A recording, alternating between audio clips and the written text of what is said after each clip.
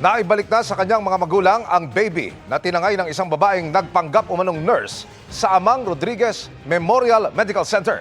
May katulad ding tangka sa Tondo Medical Center. Ang modus, panoorin sa pagtutok ni Bernadette Reyes. Buhatin mo, Bea. Opo. Kailan kayo? Sa wakas, muling nayakap ng kanyang ina si Baby Ryu. Dito ka lang. Bagay na ipinagkait sa kanya simula nitong Biyernes, kung kailan dinukot ang baby ng isang babaeng nagpanggap na nurse sa Amang Rodriguez Memorial Medical Center. Ito kasi nakita ka rin sa... Habang emosyonal ang ina habang yakap si Baby Ryu, humahagulgol naman ang sospek sa presinto habang naghahabilin sa mga kamag-anak. Sinubukan namin siyang makausap pero hindi siya nagpaunlak. Bandang alas 11 ng gabi noong December 26, habang nakabihis ng pang-nurse, pinasok ng sospek ang kwarto kung nasaan ang biktima at nagtanong kung may mga sanggol pang hindi sumasailalim sa newborn screening. Sa pag-aakalang lehitimong nurse ng ospital ang sospek, pinagkatiwala ng nanay si Baby Ryu na ibabalik raw bago magtanghali kinabukasan. Pero hindi ibinalik ang sanggol. Agad nagsagwa ng operasyon ng pulisya para matunto ng sanggol. Sa pamamagitan ng mga CCTV, napag-alamang mula sa ospital, nagtungo sa isang mall ang babae bitbit ang sanggol. Mula naman doon, nagtungo ang suspect sa Rizal Medical Center sa Pasig. Dito siya sinundo ng isang lalaki na sinasabing boyfriend niya. Nakita rin po natin kung anong oras po din siya umalis dun sa RMC at kung ano po yung sasakyan ng kanyang sinakyan. At dun din po natin nakita na mayroon na rin pong susundo po sa kanya na lalaki po. Nagawa po niya yon dahil she's claiming na kakakunan lang po niya at yung accordingly, yung baby po na kanyang dinadala ay nasa hospital pa at ayaw niya pong ma-fail yung mga kamag-anak niya. Kapwa nahaharap sa reklamong kidnapping and failure to return a minor ang suspect at ang boyfriend nito. Pero paglilinaw ng kaanak ng lalaki, hindi nito alam na nakaw ang sanggol. Wala po talaga siyang alam. Kasi ang pagkakaano lang ho talaga na sa kanila yung baby. Pero kahapon na lang namin nalaman lahat. Pinapalabas niya na anak nila yon. So yun yung paniniwala. Yun din ang sinasabi sa amin na anak nila yun. Pero yun pala, hindi pala sa kanila yun. Kasi kung napagkaalaman na hindi naman talaga sa kanila yun, ibabalik ko namin yun. Ayon sa pamunuan ng Amang Rodriguez Memorial Medical Center, sa pinto nitong emergency room, inilabas ng sospek ang sanggol. Kaya naman magpapatupad raw ng mas mahigpit na panuntunan ng ospital para hindi na ito maulit. Nakisabayan siya sa labas sa ER. Kasi of course may commotion, maraming tao sa emergency room. We will heighten our measures for the protection. Yung isa sa in-implement ko, yung stricter na entry and exit. Kasi pag enter, pag naka-scrub suit ka, dapat may ID ka. So dapat the security will be asking if they're uniformed as a health worker, dapat may ID ka of that facility. Pangalawa, yung paglabas. Kasi apparently, ang ginawa nito, dumaan siya sa emergency department. Kasi sa emergency department, hindi masyadong chine-check. So, hihigpitan din namin ang exit ng mga bata sa emergency department. Kailangan may papeles din. Samantala, isa pang katulad na insidente ang naitala naman sa Tondo Medical Center. I received a call po, December 29, madaling araw po, ng mga past 1 a.m. Ang sinabi po sa akin ng senior house officer, meron pong attempted kidnapping of a newborn. Ang nakahuli po ay yung isang nurse ko na nakita na niya na hawak na yung bata nung suspect. So hawak na po niya. Nung sinita niya, medyo nataranta yung babae, ibinalik sa nanay, tapos dali-daling umalis. Naaresto at nakakulong ngayon ng sospek pero tumanggi rin itong magbigay ng pahayag. Iniutos na ng Department of Health sa mga ospital na maghigpit ng seguridad. All babies have a tag. All patients have a tag. That's why there's a tag. There's a system in place. But in fact, it's a lesson also for us na dapat walang guards down because this thing can happen. Para sa GMA Integrated News, Bernadette Reyes, nakatutok 24 oras. own goals na sana, pero inanay ang tig-500 pisong perang papel ng isang lalaki na aabot sana sa 25,000 pesos. Pwede pa bang papalitan ang mga sirang pera? Alamin sa pagtutok ni Mav Gonzalez. Pera na inanay pa. Lumong-lumo ang uploader ng video na ito dahil magpapasko siyang walang ipon. Ang itinabi kasi niyang tigli-500 pisong perang papel, nagkasira-sira dahil sa anay. Kwento ni Cirilo Bitang, 1 taon niyang inipon ang 25,000 pesos. Itinago niya ito sa isang tip box na gawa sa kahoy at inilagay sa locker. Chinek pa niya ito noong huling linggo ng November, maayos naman ang pera. Pero nang tingnan niya ulit noong December 19, inanay na ang ipon niya. May anay rin daw pala kasi ang dibisyon ng kwarto kaya hindi na ito naagapan. Sa 25,000 pesos, isang pirasong 500 peso polymer bill lang ang natira sa kanya. Itinuturing ng Bangko Sentral ng Pilipinas na mutilated banknotes ang perang gaya kay Cirilo. Ang mga mutilated banknotes ay ang mga klase ng pera na sira-sira katulad ng nasunog, inanay o nginat-ngat ng aso. Pero pwede pang maisalba ang ilang nasirang pera. Ayon sa BSP, kailangan lang pasok ito sa 3 requirement na S: size, signature at security thread. Ang size ay kailangang may natirang 60% o 60% ng nasirang pera. Pangalawa, signature. Ang signature ay kailangang may natirang alinmang portion o parte ng signature ng BSP Governor o ng President ng Pilipinas. At pangatlo ay ang security thread na kailangang nakikita sa sirang pera. Pwedeng dalhin sa otorisadong bangko ang nasirang pera para masuri ng BSP. Kung pasado, makuha mo pa ang halaga ng pera mo. Para sa GMA Integrated News, Mav Gonzalez, nakatutok 24 oras.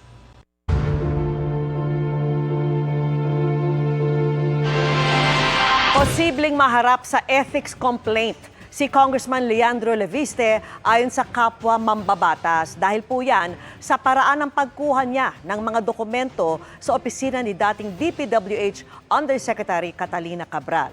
Pagdidiin naman ng isang abogado, mas mahalagang alamin kung totoo ang laman ng mga dokumento. Nakatutok si Tina Panginiban Perez. Dahil sa umano'y illegal na paraan ng pagkakakuha ng files ng Department of Public Works and Highways ni Batangas 1st District Representative Leandro Leviste, para kay Bicol Saro Party List Representative Terry Ridon, pwede itong maharap sa ethics complaint. Para nga sapilitan yung pagkuha po ng mga files mula po sa DPWH office po ni Undersecretary Cabral, ni Congressman Leandro Leviste. Yung pong mga nagsalita ng mga kawani, pwede yung imbitahan yan doon sa ethics complaint na pwede yung isampa laban kay Congressman Leviste. Si Secretary Dizon na po mismo yung nagsabi, twice or thrice flatly denying giving any authority to Congressman Leviste. Bagamat kahit sino ay pwedeng magreklamo, ayon kay Ridon, pinakamainam anya kung ang mga taga-DPWH na nakasaksi ang maghain. Pwede rin kusa mag-imbestiga ang House Committee on Ethics and Privileges. Wala pang pahayag ang chairperson ng komite na si 4Ps Party List Representative JC Abalos, pero dati na niyang sinabing tutol siya rito. Paliwanag naman ni Ridon sa paraan kung paano nakuha ni Leviste ang mga dokumento. Sir, why is it important na dapat maayos na nakuha yung documents? Kasi pagka hindi maayos yung chain of custody, transfer po ng documents. Katulad ng binabanggit po ng Ombudsman, yung pong reliability at kredibilidad po ng mga hawak po ni Congressman Leviste na files will obviously be put into question. Kasama sa mga pinalaga ni Ridon na alegasyon ni Leviste ay ang umano'y insertion ni Ridon sa 2025 budget kahit hindi pa kongresista si Ridon nang binabalangkas ang budget. Tinuligsa rin niya ang pagsama ni Leviste sa 2 patay ng kongresista sa umano'y listahan na hawak niya. Sabi naman ng ACT Teachers Party List, hindi dapat basta-basta balewalain ang mga file kahit sino pa ang may hawak nito. Hindi dapat basta i-dismiss ang mga files na ito, whether yung kay Congressman Leviste or yung mula sa ibang sources, As to yung truthfulness ng statements, well, dapat handa si Congressman Leviste na pangatawanan yung mga public statements niya. Ayon sa Associate Dean ng UP College of Law, mas mahalagang alamin kung totoo ang laman ng binansagang Cabral files. Dapat nga ho, ang pinag-uusapan natin ay yung laman ng dokumento at hindi kung nakakanino siya ngayon, no? Or bakit hindi po tino-turn over lahat. Kung nasa possession po siya ng DPWH, marapat na sa DPWH ang maglabas. Pinabulaanan naman ni Leviste na pwersahan niyang kinuha ang files galing sa DPWH. Pinost din niya ang videong lumabas at binigay ng mga tauhan ng DPWH sa 24 oras. Mukha raw ba silang galit at nag-agawan ng papeles? Hamon niya ulit sa DPWH. Ilabas na lang lahat ng Cabral files. Galing anya sa DPWH ang hawak niyang files, kaya ang kagawaran daw ang magpaliwanag kung bakit may mga patay sa listahan. Nanawagan din si Leviste sa mga nag-iimbestiga sa flood control anomalies na ihayag din kung may connection sila sa mga contractor. Gaya umano ni DPWH Secretary Dizon na noong namumuno sa Bases Conversion and Development Authority ay may 11.5 billion pesos na proyekto kung saan subcontractor umano ang pamilya ni CWS Party List Representative Edwin Garjola. Tahasa namang pinabulaanan ni Dizon ang tinawag niyang walang basehan at malisyosong alegasyon ni Leviste na may insertion si Dizon para sa flood control projects nung siya pa ang namumuno sa BCDA. Nauna nang inihayag ng BCDA na wala itong flood control projects na pinondohan sa pamamagitan ng budget insertions, allocable funds o anumang discretionary source ng pondo. Kaduda-dudaan niya ang timing ng alegasyon ni Leviste na lumabas matapos magsalita ang ilang taga-DPWH na pwersahan at iligal na kumuha ng files si Leviste mula kay Cabral. Magsasagawa na raw ng digital forensics examination ang Office of the Ombudsman sa computer ni Cabral. The office emphasizes that soft copies of documents held by third parties, especially those in the format of Word or Excel, inherently lose evidentiary credibility as they are susceptible to alteration, incomplete context, or manipulation. Dagdag ni Assistant Ombudsman Miko Clavano, limitadong bahagi lang ng listahan ang ipinakita ni Leviste. Pero ayon kay Leviste, wala si Clavano sa Ombudsman team na nakapulong niya kaugnay sa Cabral files. Dagdag nito, ipinakita niya ito kahit na hindi hiningi ng tanggapan ng Ombudsman. Para sa GMA Integrated News, Tina Panganiban Perez, nakatutok, 24 oras. Ngayong patapos na ang taon, kanya-kanya ngayong lapag ang mga netizen ng mga 2025 plot twist. Kabilang na ang isang babae mula po sa Cavite na ang plot twist, ang biglaan niyang pagluwal ng isang sanggol sa parehong araw kung kailan niya nalaman na siya'y buntis. Paano nangyari ito? Kuya Kim, ano na? Sa TikTok post na ito ng taga Dasmariñas, Cavite na si Francis, finlex niya ang plot twist ng kanyang 2025. Ang inakala niyang simpleng sakit ng tiyan, halos 9 na buwang gulang na sanggol na pala ang laman. Little did I know that I was already 38 weeks pregnant and about to meet my beautiful baby girl. Gutom na siya. Opo, buntis si Francis at kabuwanan na niya nang hindi niya nalalaman. Nagsimula raw ang lahat ng ito noong March 5 nang biglang sumakit ang tiyan ni Francis. Akala ko ulcer kasi dati nagka-ulcer na ako. Tapos hindi ko na kaya, nagpasugod na ako sa ER. Pina-pregnancy test by blood. Tapos nag-positive siya. Nagulat talaga ako. Nagulat yung mga doktor din. Wala naman po akong napansin na signs noon. Hindi rin po ako nagsuka noon. Wala rin po akong cravings. Tapos yung tiyan ko noon parang bloated lang. Ang ikinagulat pa ni Francis, nung araw na nalaman na nagdadalang tao siya, ang siya rin mismong araw kung kailan dapat niyang iluwal ang kanyang sanggol. Sabi nung doktor doon, manganganak na daw ako nung araw na yun. Yung sa isip ko talaga, safe ba yung baby? Kumusta kaya ang lagay ng anak ni Francis?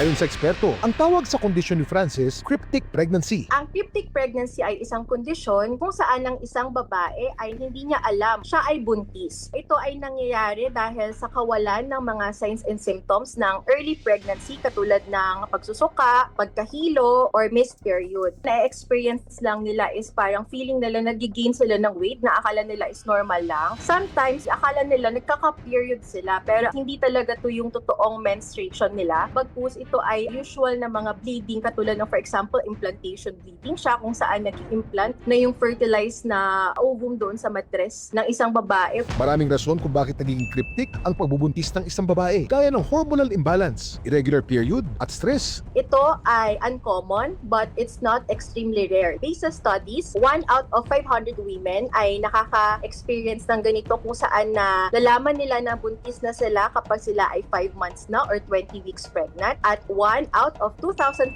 women nalalaman nila na buntis na sila during the late trimester or during delivery na. Hindi man rare, maaari pa rin ito magdulot ng komplikasyon sa sanggol. Nandyan yung kakulangan sa timbang ni baby, dulot ng hindi pag-inom ng mga prenatal vitamins and supplements. Nagkakaroon ng preterm labor, so lalabas yung baby, kulang pa sa buwan, pwede siyang magkaroon ng infection.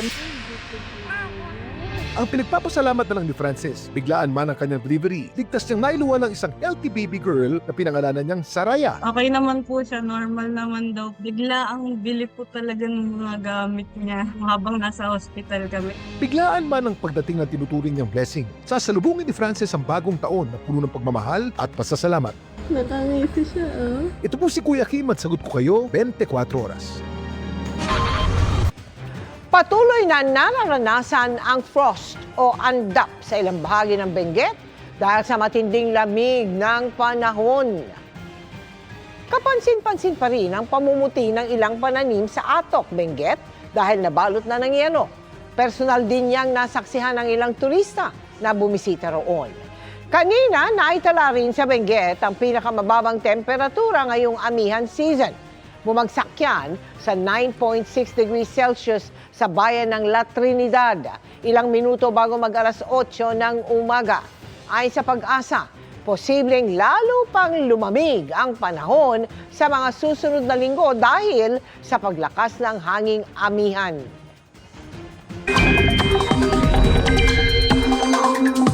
Mga kapuso, bilang paghahanda para sa Salubong 2026, eto na ang inaasahang lagay ng panahon sa bisperas ng bagong taon. Base sa datos ng Metro Weather, umaga bukas may tsansa ng ulan sa Mimaropa, Bicol Region at Sulu Archipelago. Magpapatuloy yan sa hapon at may malalakas na ulan sa Palawan at Mindoro. Posible rin ang heavy to intense rain sa Western Visayas, gayon din sa Mindanao, gaya sa Zamboanga Peninsula, Northern Mindanao, Soc-Sargen at Davao Region. May tsansa namang unti-unting mabawasan ng malawakang ulan paglalim ng gabi. Sa Metro Manila, may bahagi ng araw na posibleng maging maulap kaya maging handa pa rin sakaling may mga biglaang pag-ulan. Walang bagyo pero ang magpapaulan sa ilang bahagi ng bansa ay ang easterlies, amihan at shear line.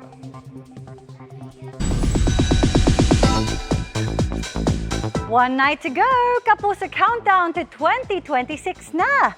At kabilang sa mga inaabangan ang song and dance number na pinaghahandaan ng todo ng Kapuso at Sparkle Stars and guests. Narito ang live report ni Athena Imperial. Athena?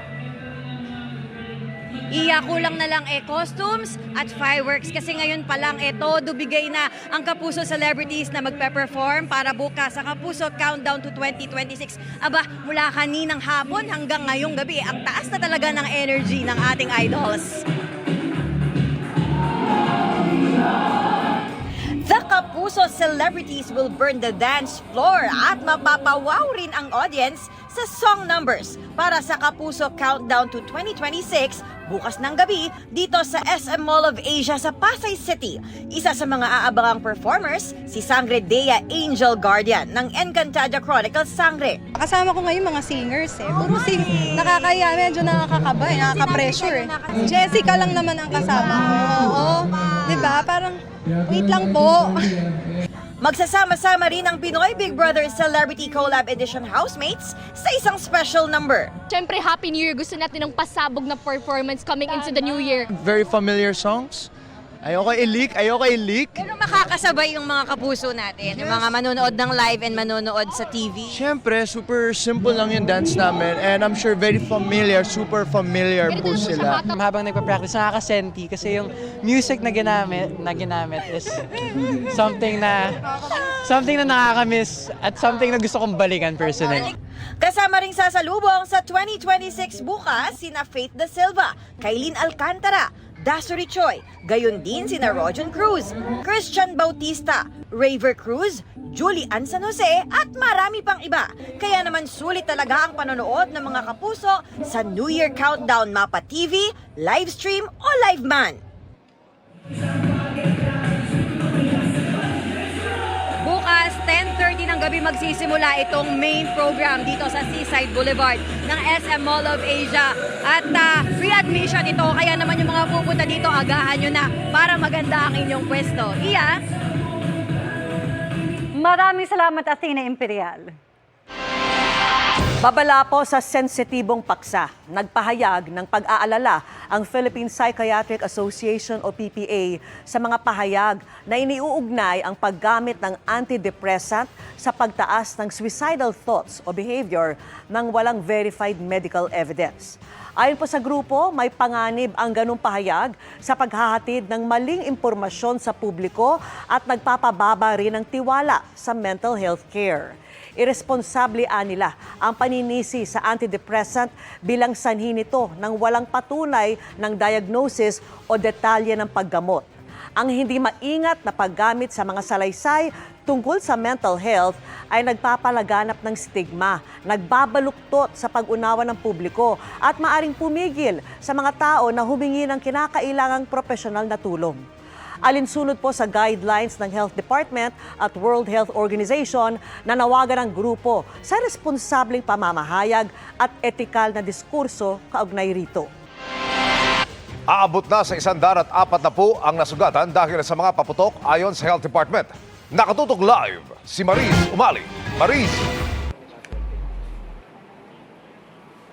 Emil, nandito ako ngayon sa treatment area ng East Avenue Medical Center para sa mga mabibiktima ng mga paputok na bagamat handang-handa na ay umaasa ang kanilang mga doktor dito na sana ay hindi na kailangan pang gamitin sa inyo itong mga nakakatakot nilang mga instrumentong ito na pamputol ng mga daliri at mga buto pag kayo po ay naputukan. Bagamat ngayon pa lang ay may ilan nang dinala dito sa ospital at kinailangang maputulan ng mga daliri. Sasalubungin ng 14 anyos na binatilyong ito, ang 2026 na 8 na lang ang buong mga daliri. Kinailangan kasing putulin ang bahagi ng kanyang hintuturo at hinlalato sa kaliwang kamay matapos masabugan ng kwitis. Nalasog at kinailangan ding putulin ang bahagi ng hinlalato sa kanang kamay ng 42 anyos na biktima naman ng whistle bomb. Dalawa sila sa 6 na naputukan na dinala sa East Avenue Medical Center na hanggang ngayon ay naka-confine pa rin dahil sa tindi ng tinamong mga sugat. Kapwa sila ang nagpaputok ng masabugan. So it will affect their way of living. Hindi lang to magiging physical na disability, kahit yung kanilang emotional or mental pwedeng maging affected. Karamihan naman daw sa mga pasyenteng dinala sa kanila ay passive victims o mga taong naglalakad o nakatayo lamang ng tamaan ng paputok. Kaya nagpaalalang muli ang mga doktor. Huwag na lang gumamit ng firecrackers kasi hindi lang naman yung buhay nila yung pwedeng magkaroon ng damage or maapektuhan. Kahit yung mga ibang tao dahil sa kanilang ginawa pwede maapektuhan. Nagpaalala rin ang mga doktor sa panganib na pwedeng idulot ng tetano na maaari raw makuha mula sa maruruming sugat dulot ng paputok. Importante na mabigyan siya ng tinatawag natin na tetanus prophylaxis. So pag hindi po ito naagapan, pwede pong ikasawi ng isang tao. All fireworks-related injuries are dirty wounds and tetanus-prone wounds. So kahit maliit na sugat yan, I advise all parents to bring their child to the emergency department for a booster shot for tetanus. The gunpowder kasi has nitrates and night soil. So it's a tetanus-prone wound pag tinamaan ka yan. Para maiwasang matetano, agad linisin ng tubig at sabon ang sugat. Maaari raw balutin ng malinis na tela pero wag na raw pahira ng kung ano-ano gaya ng toothpaste o ointment at agad dalhin ang pasyente sa ospital. Sa Tondo Medical Center, kabilang sa mga nakakonfine ang isang 14 anyos na binatilyo nagtamo ng paso sa mukha at katawan matapos masabugan ng paputok na tinatawag na King Kong. May isa pang nagtamo naman ng matinding sugat sa paa matapos masabugan ng plapla. Inadmit natin sila kasi yung sa severity or lala nung naging galos or lapnos dun sa may isa merong injury sa muka, no? Sa katawan. Ayon sa DOH, 140 na ang bilang ng firework-related injuries na naitala sa 62 Sentinel hospitals na binabantayan nila sa buong bansa. 23% itong mas mababa kumpara sa parehong panahon noong 2024 na umabot sa 182 na kaso. 68% ng mga naputukan ay edad 19 pababa. Nagmungkahi nga ako, sabi ko, di ba dapat parang child abuse na yan pagka inaayahan mo yung bata? Lalo na kung yung nanay pa o tatay ang nagbigay ng pera para bilhin yung paputok. Yung paputok yung binili ng parents tapos ibinigay sa bata. Baka tapos na injury yung bata. Emil, bukas pa, bisperas ng bagong taon, inaasahan ang dagsa ng mga pasyenteng mapuputukan ng mga fireworks o ng mga firecrackers. Kung ayaw niyo po na kayo ang susunod na paggagamitan ng mga nakakatakot na mga instrumentong ito, magdalawang isip na po kayo kung magpapaputok pa kayo sa pagsalubong sa bagong taon. Emil? Maraming salamat, Mariz Umali. Sabay sa Rizal Day ay nagprotesta sa Luneta ang grupong Kilusang Bayan kontra Kurakot. Matapos mag-aray ng bulaklak sa bantayog ni Gat Jose Rizal, naglabas ang grupo ng banner na kumukontra sa katiwalian. Ayon sa nag-organisa, dapat ilabas ni Representative Leandro Leviste ang tinaguriang Cabral Files. Dapat daw kasing malaman ng taong bayan ang katotohanan. Kung kailan magbabagong taon na, may humabol pang sunog sa Yabut Street, Barangay Guadalupe Nuevo sa Makati City. Sumiklab yan pasado alas 8 ng gabi at umabot sa ikatlong alarma bago naapula. Ayon sa mga otoridad, wala namang nasawi o nasaktan sa sunog. Pero nasa 77 individual ang naapektuhan. Inaalam pa ang posibleng mitya ng apoy at halaga ng mga napinsalang ari-arian.